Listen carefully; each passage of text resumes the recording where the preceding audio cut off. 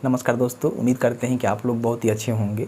देखिए, आप में से काफ़ी सारे लोग जो है जानना चाहे हुए हैं कि हमारे पास जो भी अकाउंट है उसको जो है एनपीसीआई सर्वर से लिंक करना चाहते हैं, या फिर हमारा जो एनपीसीआई सर्वर है किसी और बैंक में लिंक हो गया है, जिसमें हम जो सरकार की तरफ से पैसे आते हैं डीबीटी के माध्यम से वो पैसे नहीं लेना चाहते हैं, हम किसी दूसरा बैंक में लिंक करना चाहते हैं। तो क्या हम जो है इसको ऑनलाइन लिंक कर सकते हैं, वो चाहे किसी भी बैंक का हो। तो आज की इस वीडियो में हम इसी से रिलेवेंट जो है सारा जानकारी आपको क्लियर करके बताएंगे कि वाकई में आपके पास ऐसा कोई फैसिलिटी है जिसके माध्यम से आप एनपीसीआई सर्वर को ऑनलाइन ही लिंक कर लें। तो सारा चीज़ बताएंगे कि एनपीसीआई आखिर होता क्या है, इसको कैसे लिंक किया जाता है, किस तरह से मतलब आपका जो है एनपीसीआई सर्वर कौन सा बैंक में लिंक है उसको चेक कर सकते हैं, और इससे रिलेवेंट जो भी जानकारी होगा आपको हम इस वीडियो में क्लियर करके बताएंगे। तो प्लीज़ वीडियो शुरू से अंत तक लेकर जरूर देखिएगा, और वीडियो अच्छा लगे तो प्लीज़ वीडियो को लाइक करिएगा, क्योंकि आपका एक लाइक मुझे बहुत ज़्यादा मोटिवेट करता है और ऐसे ऐसे वीडियोज़ बनाने के लिए बहुत ज़्यादा एनर्जी देता है।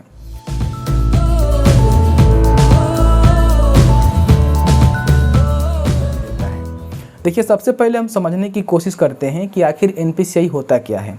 एनपीसीआई का फुल फॉर्म होता है national payment corporation of India. ये जो है एक तरह से जो डिजिटल पेमेंट होते हैं, रिटेल तरह के पेमेंट होते हैं, उसका जो है सेटलमेंट करने का ये काम करता है।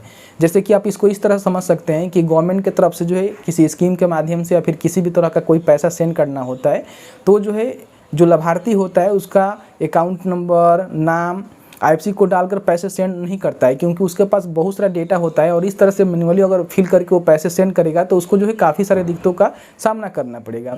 तो एक्चुअली वो करता क्या है कि डीबीटी का जो है इस्तेमाल करता है, यानी कि डायरेक्ट जो बेनिफिट ट्रांसफ़र होता है उसका इस्तेमाल करता है। उसके माध्यम से केवल आधार, लाभार्थी का जो है आधार से पैसे यहाँ पे सेंड किए जाते हैं, और वो आधार से जैसे ही पैसे सेंड किए जाते हैं तो आपका जो एनपीसीआई है जो भी बैंक में लिंक होता है उसमें जो है पैसे आपका क्रेडिट हो जाता है। आप कई बार देखे होंगे कि आप किसी स्कीम के लिए कोई और अकाउंट दिए होंगे और पैसा जो है किसी और अकाउंट में चला गया होगा, तो उसका मेन जो रीज़न होता है यही होता है एनपीसीआई सर्वर, क्योंकि एनपीसीआई सर्वर जिस भी बैंक में लिंक होगा वहीं जो है आपका पैसा यहाँ पे आधार से भेजने के बाद जाकर क्रेडिट होगा।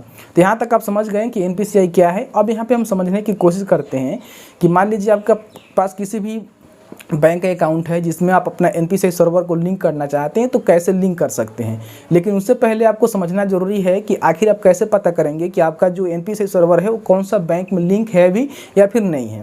तो उसको चेक करने के लिए एक छोटा सा प्रोसेस है। आपको करना क्या है, सबसे पहले EYDI के ऑफिशियल पोर्टल पर जाना है। जाने के बाद आपको यहाँ पे एक ऑप्शन मिलता है आधार एनपीसीआई लिंकिंग का, जैसे कि आप यहाँ पर देख रहे होंगे मैं टिक कर रहा हूँ, इस पर आपको क्लिक करना है। क्लिक करने के बाद दोस्तों यहाँ पे आपको जो है आधार नंबर डालना होता है। जो भी मतलब जिनका आप चेक करना चाहते हैं उनका आधार नंबर को डालिए, सबमिट का ऑप्शन पर क्लिक कीजिए। एक OTP आता है, उस OTP को डालकर जो है आपको यहाँ पे ऑथेंटिकेशन करना होता है, जो कि आधार के साथ मोबाइल नंबर लिंक होता है।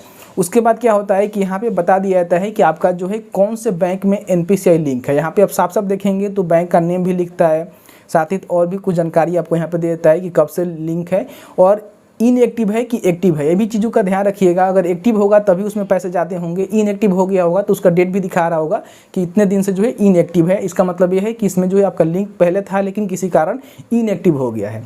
तो इस तरह से आपको चेक कर लेना है। तो इससे आपको पता लग जाएगा कि आपका जो एनपीसीआई सर्वर है वो कौन सा बैंक में लिंक है। अब आपको लगता है कि मान लीजिए मुझे जो इस बैंक में पैसे नहीं लेने हैं, किसी और बैंक में पैसे लेने हैं, तो अब हम लिंक कैसे करेंगे।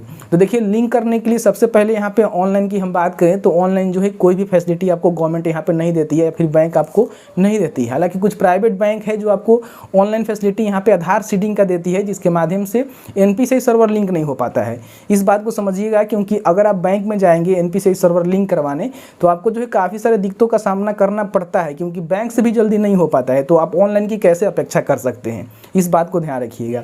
तो ऑनलाइन की हम बात करें तो कोई भी फैसिलिटी नहीं है। अगर आपको कोई फैसिलिटी नज़र आ रहा है तो आप कर लीजिए, उसके बारे में हम बात नहीं करेंगे, क्योंकि कुछ प्राइवेट बैंक है जो आपको फैसिलिटी देती भी है तो सही से काम भी नहीं करता है। आप खुद करके देखे होंगे या फिर आप खुद कर देख लीजिएगा।